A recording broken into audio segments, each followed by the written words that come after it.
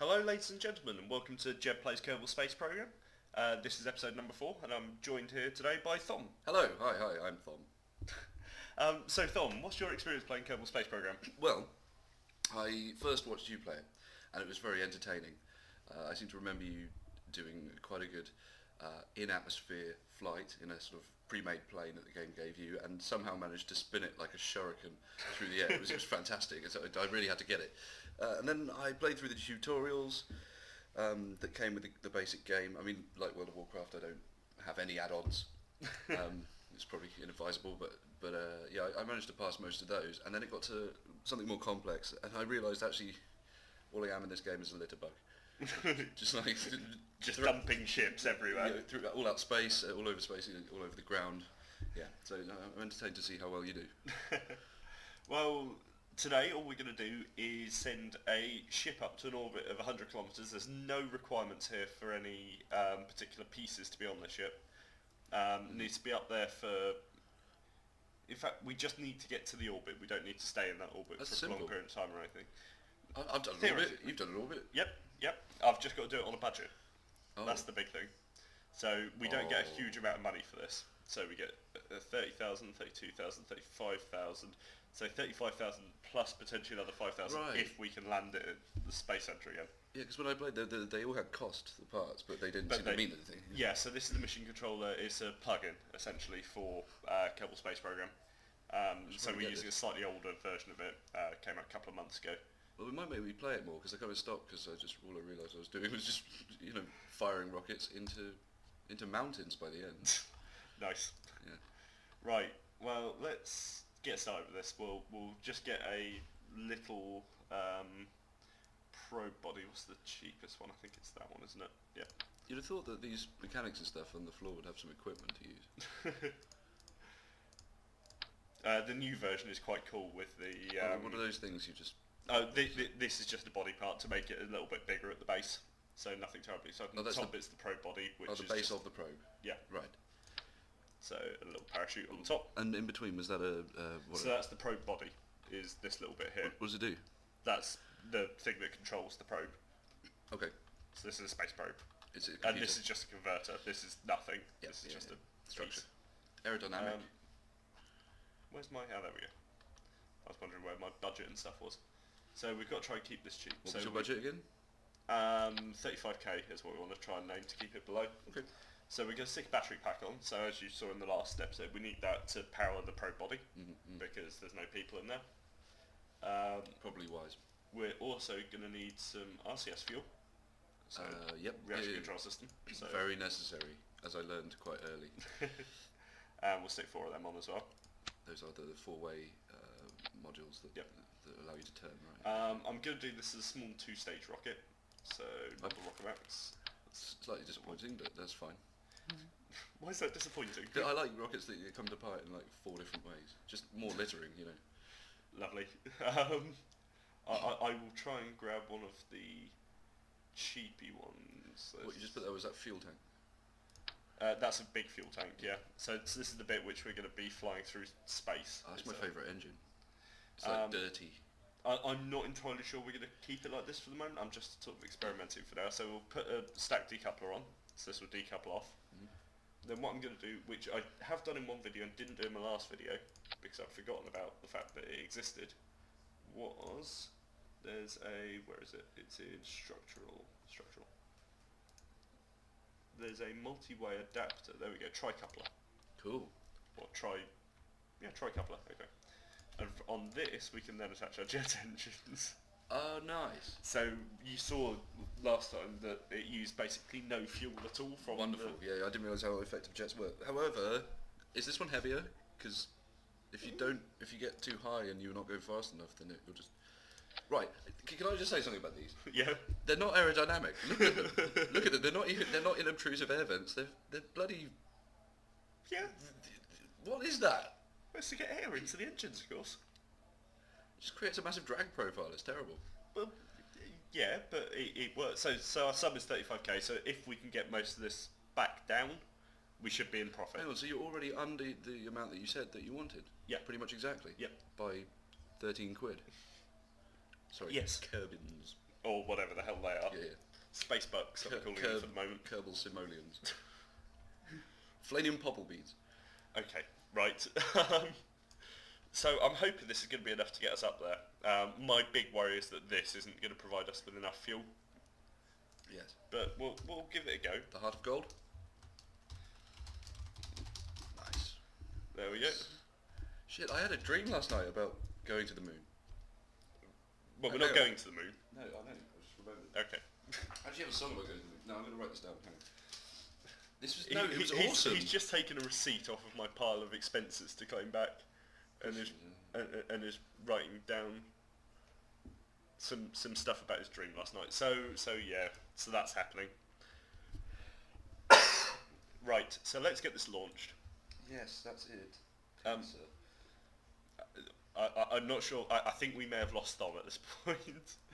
He seems to be off in his own little world. No, it's alright. I'll be back in a second. Oh, okay, all right. Well, I'm going to launch. No, while you're don't getting launch off. without. Okay, really, I'll be here. All right. You've got to So, say something, haven't here- you? Have you played Final Fantasy VII? Played well, Final Fantasy VII. It's launched! Oh! Yes, I have played Final Fantasy VII. It's just I was playing it yesterday. I think this might be part of the reason why I had a dream about flying the moon. Right. Okay. Because I played the bit where you get the huge materia from the launch. Does that make any sense to you? Vaguely rings a bell. It's been a while though. You've got to bear in mind that I probably played it when it first came out. So this is a little bit wobbly to try control. How's my overheat doing? My overheat is all right. So I'm just trying to get up at the moment. I don't see any fuel cans yeah, on the top no, right. just need to Oh, click there on it that. is. So we have got tons of fuel for this jet engine. You've flown fast. Look, your air intake's really tiny. Yeah. I'm going to start to tick this over a little bit. So just start to lean it. Notice I'm going at the 90-degree marker here. Aye, aye. Reason being that the way that the direction that Kerbin moves, if you go in that direction, you're getting a boost from the spin of the planet, so you're essentially going east because you're spinning around that way. That makes sense. Yes, because your ground speed will already have been pushing you that way, Yeah. as it were. Yeah. So I'm starting to lean over a bit more. I'm going to lose an engine very soon, so let's try and lean us over even more to just try and get as much speed as we can. Is it lose an engine? Yeah, as in Air intake, got it. air Yeah, I see intake, that. yeah. So it'll be very obvious when that happens. There we go. Oh, Whoa, whoa! That one's not Brad. meant to come off, man. Okay, not quite sure what happened there. We are dead in the What? water. Oh, I thought you fired a missile. No, it's just Right, so that's balls up a little bit. Just a little bit. that screws our budget. Your budget. I'm just watching. Well, it doesn't necessarily screw up a budget. I might just pretend that didn't happen. You can do that. Yeah. How many times do you have to tell it that you don't want to do it? Yes, no, really. Actually, I do mean it. Yes, yep. Right, so let's... I remember nothing. So, remember nothing about what? I don't know. You just held up some little silver device to my face and it flashed, and that's what I remember. You remember that? Oh, you're not going to remember that. I'm going to stick a few Dude, fingers on this. there's a film out at the cinema that looks terrible. It's called R.I.P.D. and it's basically Men in Black, but not good. Right, okay. But about dead people and not aliens. It's identical. I watched the trailer. I was like, wait a minute. I need some little wings. Have we got any little wings? Thing is, I like Jeff Bridges, but he can't be Tommy Lee Jones. Oh, are they actually going to decouple with the rest? Yeah, because it's only attached to this bit, it's not attached to that bit. When you said little wings, you put bigger wings on. Yeah, I meant little wings in terms of the height of them.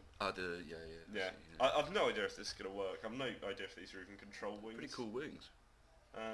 That shuttle's getting pretty XCOM. Oh, it's not a shuttle. It's a bit weird, certainly. Alright, let's give this a go then. So, Too heavy. throttle up. Are wings cheap then? Oh, hang on. One thing And I your do budget need to went do is over that. 35 now. Sorry? Yeah, because I put the wings on. The wings cost. No comment. It's not for me to say. Right. So, the intakes aren't aerodynamic. The wings are too heavy. They're too expensive. What happens if you press space now? Then I'll decouple, and that would be bad because I'd just waste a whole bunch of shit. Still got another engine. Yes, but it wouldn't get me into orbit, which is kind of the whole point of this. Okay, these wings do nothing. You don't appear to be able to turn. In fact, do you have thrusters that allow you to turn, other than the ones at the very top? Well, I've switched them off at the moment. So I'm doing this all with just thrust vectoring to try and save RCS fuel. Oh, thrust vectoring off the jets. Yeah. Interesting. So do the wings actually have movable panels on? I thought they would. Like plane wings. But they don't. So you can't actually fight air to turn yourself. You just have to kind of. No, so the wings are just pointless.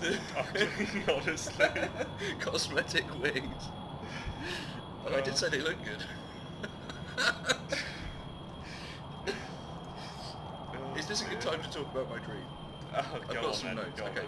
Now it was me and three friends I know, Christian, Paul, and Nick. Now, if you know Life of Christian, it's probably a bit odd that I chose one of those people, but it doesn't matter. Yeah. You know, your subconscious can't be controlled. Yeah. I don't remember loads about it. You know, dreams they're like this. But I do remember that we went to the moon in a rocket, and being in this rocket, sitting in it, and wearing a suit, and not being able to come out of the suit, being quite tiresome. There we go. Much better. I'm going to stick RCS on as well, just give myself a little bit more control. Is that cheating? No, I'm just using RCS fuel. Oh no, it's SAS that's cheating. Well, it's not cheating. I'm using it's SAS. very useful. It's sort of, no, it does it for you. Anyway, sorry. Our rocket was definitely using all these systems because I didn't control it. I would have believed it anyway. Right. But we landed on the moon, and it's really odd. It was red. Right. Okay. You know, like Mars. So I knew it was the moon, but it looked like Mars. Right. And I seem to remember, like, Paul was saying something about how there was a tiny imprint in the ground nearby, and I did look around and saw it, that was called the pincer. And it looks like some creature that wasn't human had come to the moon and imprinted a pair of pincers into the ground, and so we wonder if there's alien life as a result. How weird is that? Anyway, we left the moon and got back to Earth in about half an hour, and I do remember pointing back at the moon and saying to my friends, half an hour ago, we were on that, and we all looked, and it was this wonderful image of it. I saw a blood moon, you know, a lovely image through some clouds, and I remember sharing with my friends in my dream a sense of utter wonderment at the wonders of technology and the distance. Our apoapse is correct now. So. Hey man, that's pretty on the nose. So all we need to do. It's dropping slowly. Yeah, it will do. Oh no, it's increasing. You're doing all right. All we now need to do is wait until we get up to, so if I go into the map view, we can stick a manoeuvre node in. Yeah, now tell me, what system on your ship does this for you? It's not on the ship. It's not on your... No, this is just part of... Oh, this is just a guidance system so you know when to thrust. Yeah. Yes, of course, it's a planning. Okay, so that's our thing, so that will give us a apoapse of 102, periapse of 97. That's pretty fine. tight, pretty damn tight. Within circular where we need to be. Almost circular. No, wait, it actually it doesn't tell you anything about circularity, it just tells you how close you are. Because you could have a perfectly circular orbit, one part of which is really close, one part is really far away, right? So we've got 20 seconds worth of burn to do in a little while. What's your eccentricity? Eccentricity is about 5 kilometres, I think. Right, so at 10 seconds. With a joke answer. Oh, am I? Okay, sorry. So at 10 seconds I burn, so I need to burn all that down. Yeah, because I remember you said something about when, you know, at your burn time, what you do is you do it 5 seconds before and 5 seconds after or something. Or if it's a 15-second burn, then you split it halfway over. But that makes perfect sense, of course, because then that is the point at which half of the energy there we go. So we have done that. We have an apoapse which is slightly off, but we had it correct for a very short amount of time, so we are actually done. So that's finished. Yeah. So that's a failed mission that we passed. We passed that part of the mission. So now what we need to do is get home. I was going to say, are we allowed to land this thing? Oh, look at your height. It's almost exactly 100,000 metres. We have a problem. You could have said that more casually. Do it again, like Kerbin. No, we've just got quite a major problem here. What? We have no fuel. You've got monopropellant. Now, We have watching your got last video where you were monopropellant. trying to climb using just the monopropellant. Let me get rid of the manoeuvre node first. So wait, to complete this mission you do have to get home? I have to get home, yeah. Or is that just to save money? No, I have to get home to complete the mission, for the mission to be a success. You know when you jettison part of the ship using a stage, and littering, as I like to call it, does so that's that the entire amount of fuel. automatically lose you the money of those parts, or do they sometimes survive? I I think you lose the money from them. Right, I am doing as you suggested and monopropping down. So our orbital speed is going down really, really slowly. You've got 2,200 to do. Still, you are falling. You are definitely falling. This is possible. It'll just take ages. It's possible if I don't run out of monopropellant. It's disappearing a lot quicker than your orbital speed. Yeah, all I need to do though is get myself so that I touch into the atmosphere. So I need to get below about 70 kilometers. That's right, because then it'll drag you down. Because then it'll drag me down. And I might just do a few loops. Well, yeah, it was like 75,000, is it? Something around that. I think it's a little bit lower than that, but I don't fancy your chances, mate. Oh well, no, maybe I don't know. I don't know. It's just your speed's so ridiculous. It is, but that's kind of the nature of being in orbit. So I mean, what are we at the moment? Periaps is. Oh, we're gonna land. Periaps is doom. Periaps is. Wait, spin it round to the fine. point where we will actually see the impact point on that map. Bit difficult to do, but yeah. Yeah, no, it's the other side. Cause you're going the opposite No, direction. we're not. We're going this way. We're going down at the moment. Down, but in the opposite orbital direction. No. We're going down. That's going down. Yeah. So therefore, we're going closer. We're going away from because the that's your apparatus. apoapsis. Sorry, Yeah, no, so apparatus I is had the this maximum. totally wrong. Yes, got you. So Speed up. Yeah. oh, ship is throttled up. It does not look good. Slow down. I popped the chute. So. Worrying spaceship times. Now we're limited to 4 times speed because it's physics warp. You can't pop the chute at this altitude. I have already. Really? So yeah, you'll see it pop out. But it in a needs little while. air to open, Yeah. right? So we're not going to land at the Kerbal Space Center. Is this 1 time speed? No, it's 4 times. Because your orbital speed has increased, but you're Yeah. falling very quickly. Yeah. Well, I'm not hitting atmospheric effects at this point, so I was starting. I'm really impressed that with monopropulsors you managed to actually. Well, the whole thing drop is your that orbit. we were near to apoapse, and the most fuel efficient way of reducing your periaps or increasing your periaps is to do it at apoapse. And the opposite is true as well. So if you want to change your apoapse, you do it at periaps. Easy. I'm gonna try and use my thrusters just to. Slightly on fire. Yeah. We are slowing down, but just look at the angle that we're going at this point. This is ridiculous. That is not a landing trajectory. No. I'm using up all my monopropellant just because. Dude. Yeah. This is going to go bang. There's no way you'll slow it down in time. I might be alright. I might not lose everything. We'll see. Wait, is this 4 times speed still? Yeah. Oh well, that might be making some difference. So 1 time speed. Still, your parachute hasn't opened. Oh! There you go. I didn't lose anything. Oh man! And I can even slow it down a little bit with my monopropellant. Not a lot. tiny bit. Still. If I let go, it goes up by almost a metre a second. So what is the cost of recovering a rocket that's the other side of the planet? About IRL. 35,000. IRL. Go on, let's Google it. Oh dear. Oh, I'm out of monopropellant as well. Well, it was used for a good cause. It was. It did not die in vain. So I think we're pretty much at the minimum of what you could even be for this. And let's see if we crash. Boom! There we go. Lost the engine. Oh no! Oh. We lost a few bits, but we're okay. Hide optional goal, so we failed that bit. But we What's finished the the mission optional and we goal? got 1,300. So we're still just about in profit because we were on 66,000. We're now on 67. Well done. So awesome. I'm impressed. I couldn't have pulled that off. That was a little bit ridiculous, but You're an absolute cowboy. well, we got there. It was legitimate, so you know, I don't see the problem with it. All right. All right. Well, thank you, Thom, for joining me today. You're welcome. Let me know when you're doing one about going to the moon. I'm well up for that. Okay. All right. I've got a song about it. Oh dear. So look forward to that one, guys. Anyway, thank you all for joining me, and I'll see you next time. Farewell. Bye.